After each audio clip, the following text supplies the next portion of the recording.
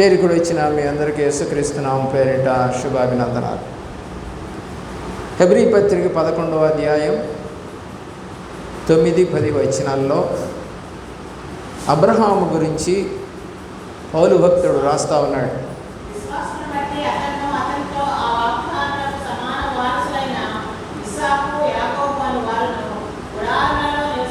పునాదులు గల పట్టణమునకు అబ్రహాము ఎదురు చూచాడు. దేనికోసం చూశాడట? అతని చూపంతా ఎక్కడుంది?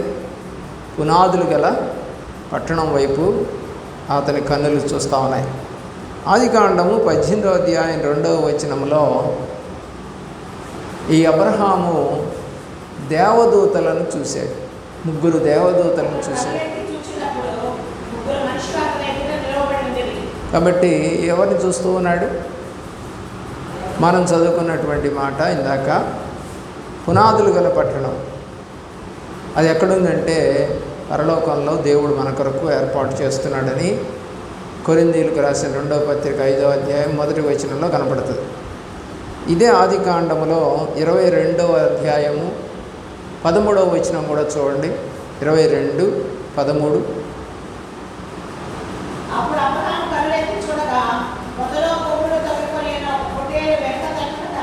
ఇప్పుడు దేవుడు చెప్పినట్లుగా నీ కుమారుని బలి ఇద్దు అన్నప్పుడు ఇతను మరి బలి ఇవ్వకుండా దాన్ని వదిలిపెట్టకూడదు. కాబట్టి మరి ఇప్పుడు అతను ఆ యొక్క పొట్టేలు తీసుకొని రాలా, కానీ ఇప్పుడు అది అక్కడ కనపడింది.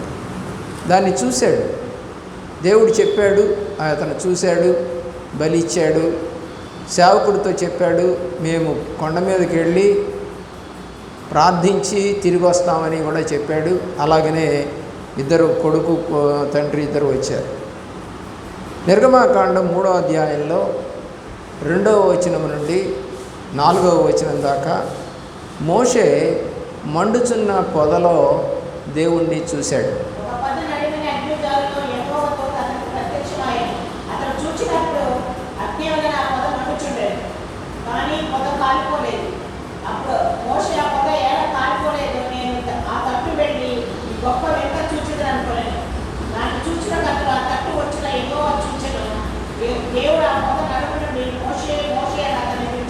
కాబట్టి దేవుడు అగ్ని అయి ఉన్నాడని బైబిల్ సెలవిస్తూ ఉంది ఇర్మియా గ్రంథం. మరి అగ్ని లాంటి దేవుడు మోషేకి కనపడ్డాడు. కాలిపోలేదు పొద. గమనించాలి. దేవుడు వెళ్ళిపోయిన తర్వాత, అంటే మాట్లాడి మోషేతో వెళ్ళిపోయిన తర్వాత ఆ చెట్టు మొదట ఎలాగుందో అలాగే ఉంది, కానీ మంట మాత్రం కనపడింది. అంటే మంట అంటే అక్కడ దేవుడు, అగ్ని. అగ్ని అంటే దేవుడు, దహించు అగ్ని ఆయన.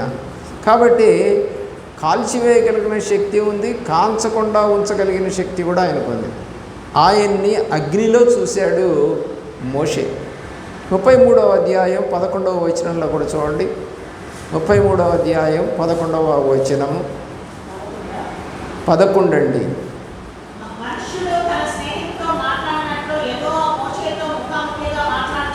కాబట్టి ఎదురెదురుగా మనిషి ఉన్నాడు అన్నట్లుగా దేవుడితో మాట్లాడుతూ ఉన్నాడు మోషే. ద్వితీయోపదేశ కాండము 34వ అధ్యాయం 12వ వచనములో, 34వ అధ్యాయము 12వ వచనములో దేవుని ప్రేమిస్తున్న ప్రియ బిడ్డలారా,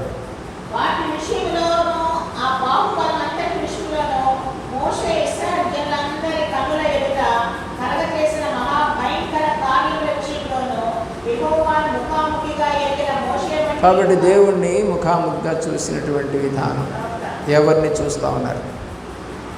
కీర్తన 123వ కీర్తన 1వ చరణంలో కూడా మనం ఈ మాటలు చూస్తాం. దానియేలు గ్రంథము 10వ అధ్యాయము 5వ వచనంలో దేవుడిని చూసిన విధానము దానియేలు మనకు కనపడుతుంది. చూడండి ఎలాంటి చూపులు కలిగిన వారుగా ఉన్నారో ఈ భక్తులు.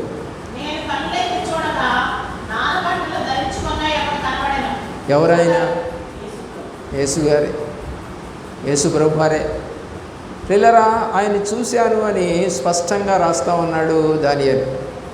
అలాగే లూకాసు సువార్త 16వ అధ్యాయము 23వ వచనంలో ధనవంతుడు మరియు లాజరు అనేటువంటి వారు కనబడుతూ ఉంటారు మనకి.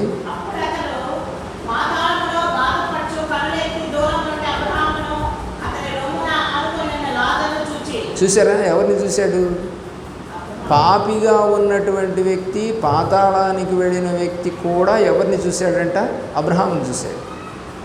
అంతేకాదు, మరి దరిద్రుడిగా ఉన్నటువంటి వ్యక్తి ఏమో అబ్రహాము రొమ్మును ఆనుకోవటం చూశాడట. అప్పుడు ఏడుస్తాడు, అయ్యా నాకు సహోదరులు ఉన్నారు, చదవండి కింద.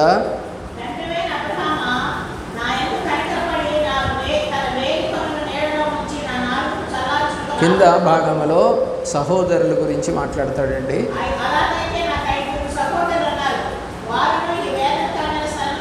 కాబట్టి ఇప్పుడు అబ్రహామును చూసినటువంటి ధనవంతుడు తన 5 సహోదరులు అక్కడికి రాకుండా ఉండాలని కోరుతా ఉన్నాడు. అయితే అప్పుడు దేవదూత అంటుంది, ఆ భూమి మీద మోషే ఏలియాలు ఉన్నారులే, అంటే ప్రవక్తలు లేదా వాక్యం చెప్పేవాళ్ళు ఉన్నారు, ఆ వాక్యం విని వారు బాగుపడితే నువ్వు ఉండే స్థలానికి రారులే అన్నట్టుగా మాట్లాడాడు. చాలు. తర్వాత అండి మనం కీర్తన గ్రంథము 27వ సంకీర్తన 4వ చరణంలో దావీదు దేవుని ప్రసన్నతను చూస్తూ ఉన్నట్టుగా చెప్తున్నాడు.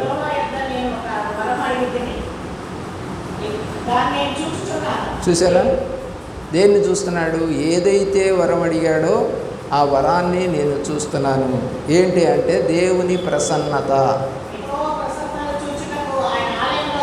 కాబట్టి దేవుని యొక్క ప్రసన్నత చూడటానికి వచ్చాను నేను మందిరానికి అని చెప్తా ఉన్నాడు. కాబట్టి మనం దేనికోసం చర్చికి వస్తున్నాం, దేనికోసం దేవుణ్ణి ఎరిగినాం. వీళ్ళ చూపులు ఎలాగున్నాయి, మన చూపులు ఎలాగా ఉన్నాయి.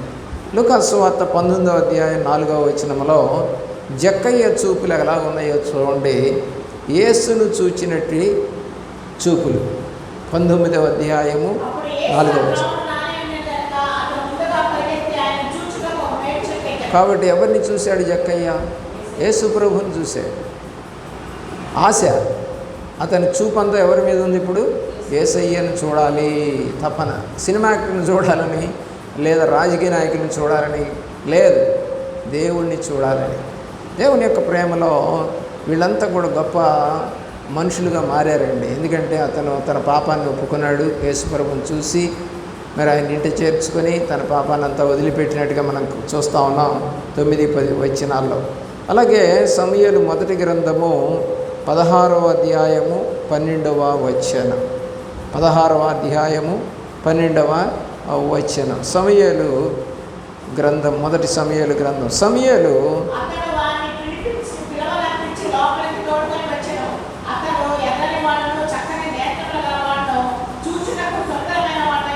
ఎవరితను? దావీదును చూస్తూ ఉన్నాడు. అంతకుముందు కూడా వాళ్ళ అన్నలను చూశాడు సమూయేలు. కానీ దేవుడు అన్నాడు, నీవు పై రూపాన్ని చూస్తున్నావు, నేను అంతరంగాన్ని చూస్తాను అని అన్నాడు. పై రూపం దేవుడికి ఇష్టం లేదండి. మరి వాళ్ళ అన్నలు కూడా అందంగానే ఉంటారు. దావీదు కూడా సుందరుడు అని రాయబడింది బైబిల్లో. కాబట్టి సమూయేలు ఎవరిని చూస్తూ ఉన్నాడు? దేవుడు చెప్పినట్టుగా దావీదును చూస్తూ ఉన్నాడు. దావీదుని అభిషేకించాడు కూడా. అలాగే 2 దినవృత్తాంతాల గ్రంథము 16వ అధ్యాయము 9వ వచనంలో దేవుని యొక్క కన్నులు ఏం చేస్తూ ఉన్నాయి, దేన్ని చూస్తూ ఉన్నాయో రాశారు ఇక్కడ. 2 దినవృత్తాంతాలు 16వ అధ్యాయం 9వ వచనం.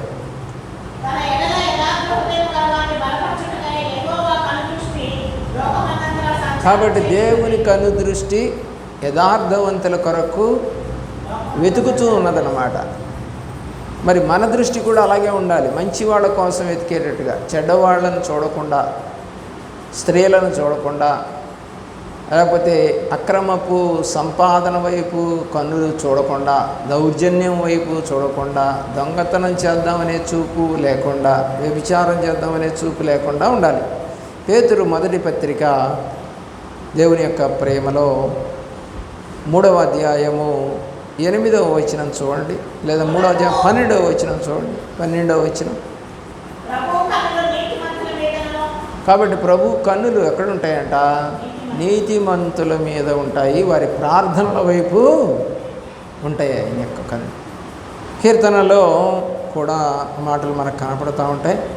మరి దేవుడు యొక్క ప్రేమలో 53వ సంకీర్తన 2వ చరణంలో దేవుడు ఆకాశం నుండి చూస్తూ ఉన్నాడు.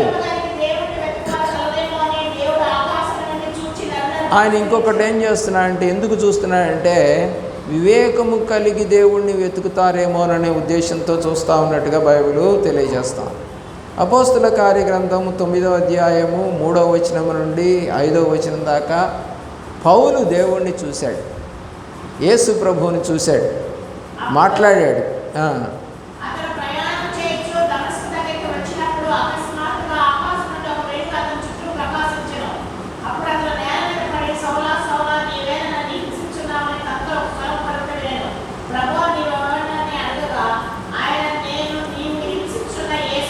ఎవరిని చూశాడు? యేసు ప్రభుని. 27వ వచనం చూడండి. 27వ వచనం 9వ అధ్యాయమే.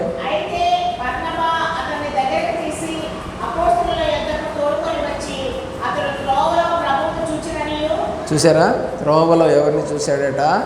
ప్రభువుని చూశాడు అని మిగతా శిష్యులకి పరిచయం చేస్తూ ఉన్నాడు పౌలుని. బర్నబానే పౌలుని ఇతర శిష్యులకు పరిచయం చేసినవాడు.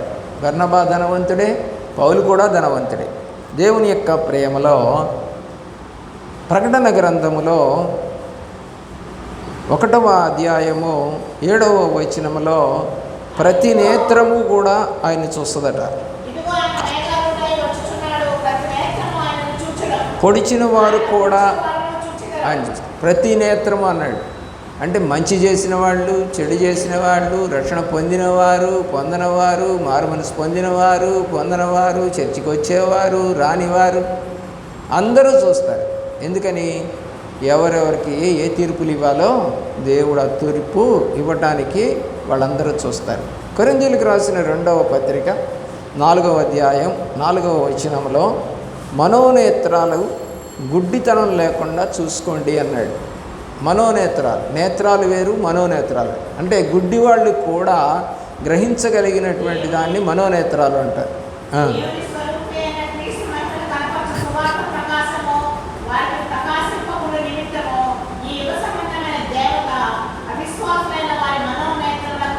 అవిశ్వాసులైన వారి మనోనేత్రాలు, ఉత్తనేత్రాలు కావు ఇవి.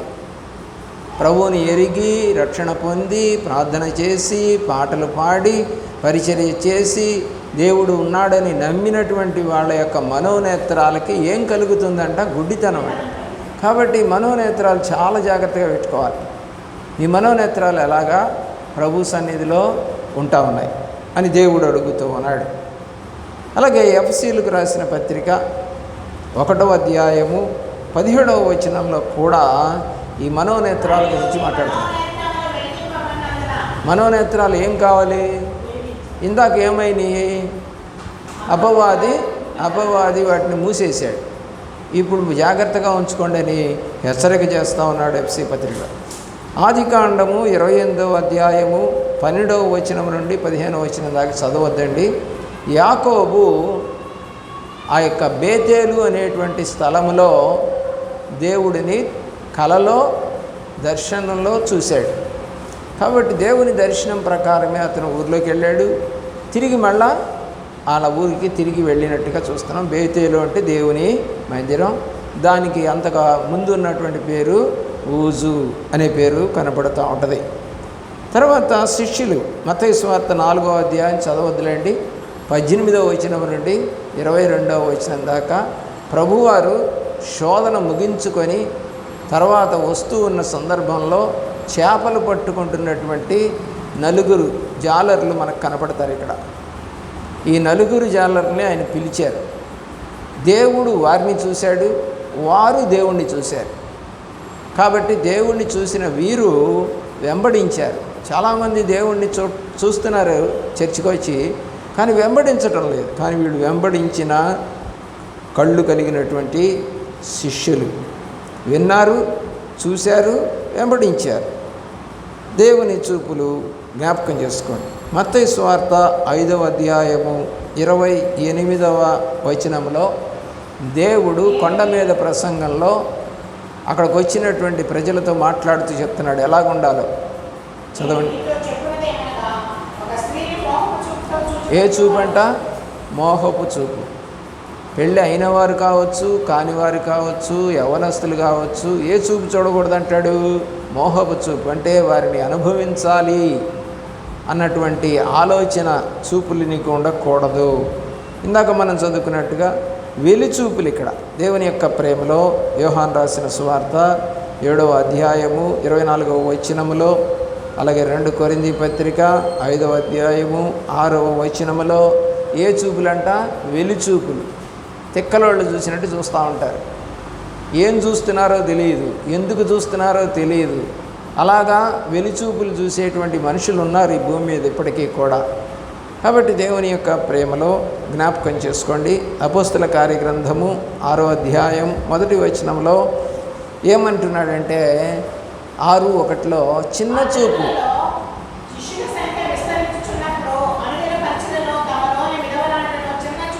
విధవరాళ్ళని ఏం చూపు చూస్తున్నారంట? చిన్న చూపట. అంటే లెక్క లేకుండా, పట్టించుకోకుండా, గౌరవించకుండా ఉన్నట్టుగా కనపడతాం. రోమా పత్రిక 9వ అధ్యాయం 15వ వచనంలో జాలిగల చూపులు కలిగి ఉండాలి అంటున్నాడు. ఏ చూపులంట? రోమా పత్రిక 9వ అధ్యాయం 15వ వచనం.